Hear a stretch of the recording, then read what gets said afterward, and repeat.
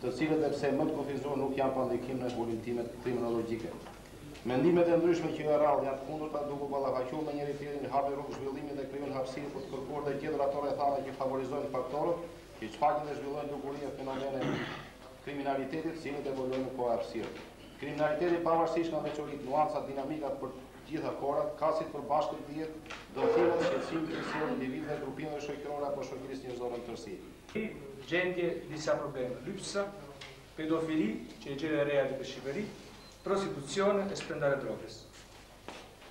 Pas kapën nga policia italiana, ata dërgojnë në institucione të ndryshuara, por e zhvete me 1% e vogël e minoreneve që i speton rrugës.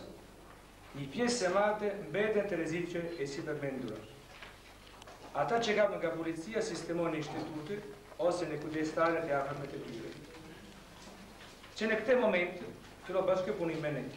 Mostly women and girls in the territory of Albania makes Albania a marketplace for human commodities. Trafikantët shesin dhe blejnë qenie njerëzore në shumicën e rasteve gra dhe bajë. Drejtori në policisë zotit Xhavid Çale për këtë nisëm kaq domethënëse e cila nuk është e rastishme, por është në vazhdim e përpjekjeve që qeveria shqiptare po bën për të luftuar trafiqet e të gjitha llojeve. Po ashtu me këtë rast duhet të falenderoj të gjithë pjesëmarrësit në këtë takim, si dhe parafolësit për kontributin e çmuar që dhanë.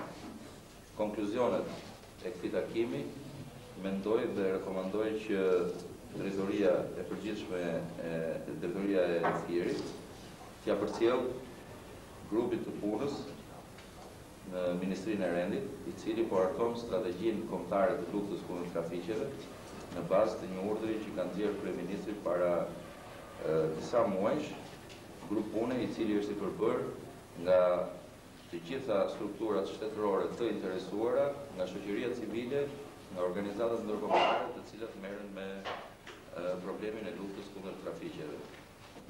Sigurisht, lufta kundër trafiqeve është një sfidë e madhe për qeverinë shqiptare, por edhe për vendin tonë, pasi, siç dëgjuam këtu, ajo ka të bëjë direkt me cënimin e interesave kombëtare, është një çështje strategjike, pra dhe siç doli dhe nga fjala e zotit McCarthy, media e përgjegjshme apo dhe e papërgjegjshme krijon një imazh i cili ndikon direkt në situatën në vendin tonë dhe në krijimin e një imazhi të papranueshëm apo qoftë në disa raste dhe jo real të Shqipërisë. Dhe përjedhoj ajo do të reflektohet edhe në qëndrimin që mbahet ndaj shtetësve shqiptar kur ata lëvizin në vendet e tjera të botës. Lufta kundër trafiqeve është një luftë tepër komplekse, mikse dhe transnacionale dhe ajo duhet parë gjithmonë në kuadrin e luftës kundër krimit të organizuar. Para disa muajsh, unë dhe prokurori i përgjithshëm kemi përcaktuar ato nene të kodit penal të cilat përbëjnë krim të organizuar dhe ndërto përfshihet edhe trafikimi për qëllime prostitucionit. Pas kësaj ne kemi krijuar strukturat e posaçme në të dy dikasteret tona, të cilat merren me luftën kundër trafikut të qenieve njerëzore, por dhe një sektor të veçantë të krijuar rishtazi për luftën kundër krimit të organizuar.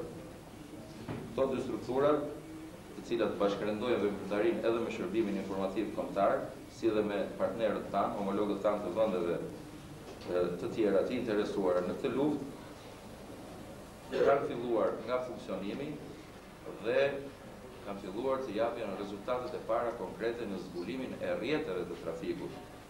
Dhe me sa kuptova dhe me sa di unë, zonjë Shalma është e njohur me veprimtaritë e bërë rishtazi, dhe me këtë radhë duhet falenderoj në mënyrë të veçantë ICMC-n për kontributin dhe bashkëpunimin që i ofron Ministrisë së Rendit Publik, duke përfituar edhe njerë nga rasti për t'i bërë apel komunitetit ndërkombëtar, për t'i ofruar Shqipërisë ndihmën e shumë kërkuar prej disa vitesh për krijimin e qendrave të akomodimit apo pritjes për këto persona të cilët kanë nevojë për mbështetje dhe ndihmë të posaçme.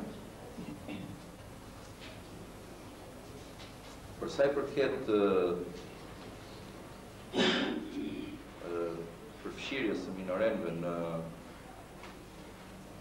trafikun e përgjithshëm që bëhet, sigurisht ky është një nga problemet më delikate dhe shoqëria shqiptare në mentalitetin dhe psikologjinë e saj nuk e pranon këtë lloj abuzimi apo këtë lloj krimi.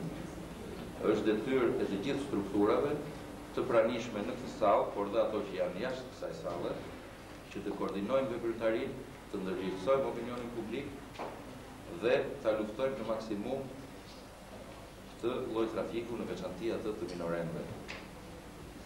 E them këtë pasi në shoqërinë tonë ende ekziston koncepti që fëmia është pronë, nëse do të lejohet ta quhet thojza, apo ekskluzivitet i prindërve dhe i familjes së tij.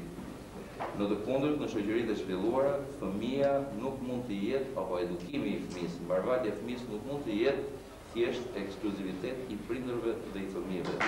Përkundrazi, të drejtat e fëmijëve rregullohen me një konvent, në cilën Shqipëria është pajë dhe padyshim duhet që tërë shoqëria, duke filluar nga shkolla deri në strukturat e mbështetjes lokal apo dhe të Ministrisë së Rendit, të merren me problemin e edukimit të fëmijëve, e edukimit të familjeve të fëmijëve, për të shmangur mundësitë e trafikimit të këtyre fëmijëve, të shfrytëzimit të tyre për qëllime nga më të ndryshme. Karti lidhur me informacionet që jep media ndërkombëtare për sa i përket situatës së trafiqeve në Shqipëri. Është e vërtetë që Shqipëria, dhe ne e kemi pranuar, është vend i cili gjeneron trafiqe, por është edhe një vend që më tepër shfrytëzohet për tranzitim të qenieve njerëzore. Të punuar për imazhin e shqiptarit dhe të Shqipërisë. Siç e tha dhe zënjë Shalmo më përpara, nga të dhënat tona, linjat e trafikut kryesor fillojnë nga Moldavia, Rumania, Serbia, Malizi, përfundojnë në Shqipëri. Në këtë trafik, i cili nuk mund të realizohet pa bashkëpunimin e policisë apo elementëve të korruptuar të policisë, janë të përfshirë shumë elementë.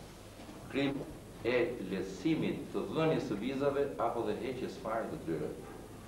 Nga të dhënat e fundit statistikore apo regjistrimi i fundit i popullsisë rezultoi që në Shqipëri ka rreth 3 milion banor dhe mbas disa studimeve që jemi duke bërë, do të vlerësohet se cila është pjesa aktive apo potenciale që mund të lëviz nga Shqipëria për në vendet e Evropës dhe sa pesh apo barë ka kjo në popullsi për këto vende, nëse do të mendojmë rastin më të keq që ata do të qëndrojnë të gjithë atje, ndonëse se ne si shqiptarë jemi të ndërgjegjshëm që pjesa dërmuese e shqiptarëve që shkojnë kanë dëshirën të rikthehen, por një pjesë e tyre nuk rikthehen sepse kanë frikë se nuk arrin dot të marrin vizën e vajtjes.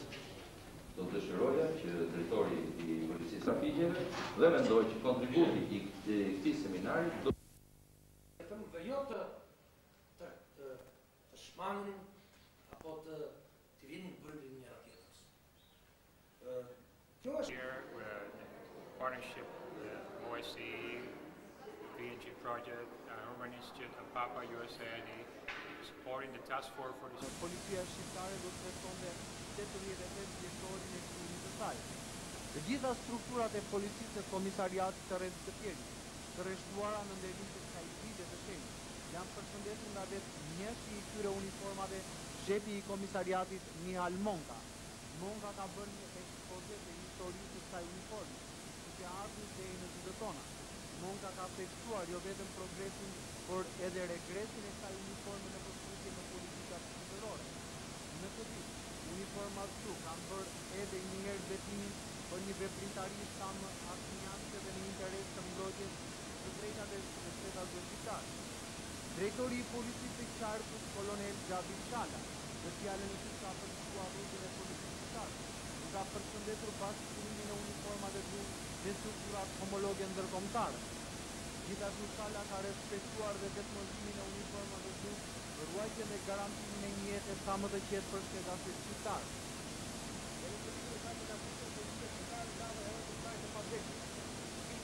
kanë jetën në kryet të detyrës.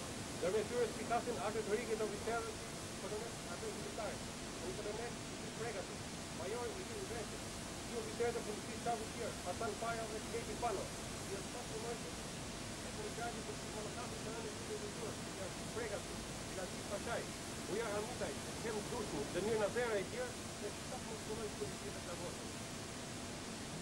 Sekretarinë organizuar në Kocitu kanë munguar dhe fjalët e titullarëve të pushtetit lokal, Zoti Kryetano, kryetari i apo edhe kryebasia e qytetit Nikolaj Kosovari, të cilët kanë theksuar se misioni politikë shqiptare kryet në qytet duke u mbështetur edhe nga populli shqiptar, por nuk ka munguar dhe përshëndetja e Ignatit, i cili kishte përgatitur dhe një mbështetje materiale për familjet e të rënde në uniforma në kru.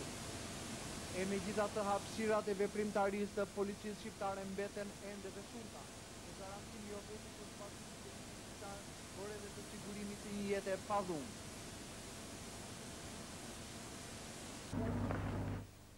Përgjegjësi në zgjedhjet e 24 qershorit jo vetëm për votuesit, subjektet politike, por për të siguruar një proces të qetë dhe pa eksese. Sipas standardeve të përcaktuara, punonjësi i policisë i planizuar në shërbim do të filloj kryerjen e shërbimit para qendrës së votimit nga momenti i marrjes të materialeve të votimit para orës 18 të datës 23 qershor e deri në përfundim të votimit, numërimit të votave e dorëzimit të materialeve në vendet e përcaktuara. Ai është i detyruar të qëndrojë në hyrje të qendrës së votimit në distancën 4 deri në 5 metra larg, por të votojë deri në 100 metra. Rastet e incidenteve të rënda do t'i vlerësojnë vetë anëtarët e komisioneve qendrore vendore dhe punojnësi i policisë thirrët në qendrën e votimit nga kryetari ose zvendës kryetari ose me vendim të komisionit dhe të gjitha veprimet e ndërhyrjeve do të shoqërohen me veprime proceduriale. Ai duhet jetë i veshur me uniformë të rregullt policie, të mbajë me vete armatimin dhe pajisjet personale dhe në krahun e majt të ketë ekspozuar dokumentin e identitetit. Para fillimit të votimit të kontaktoj me kryetarin e qendrës së votimit dhe të njihet me anëtarët e tjerë të komisionit. Gjatë procesit të votimit të mbajë në kontroll hyrjen në qendër të votimit dhe të mos lejoj të futen në të persona të armatosur me maska ose me mjete të tjera të rrezikshme. Në rastet e ngjarjeve me pasoja gjatë shoqërimit që kanë të bëjnë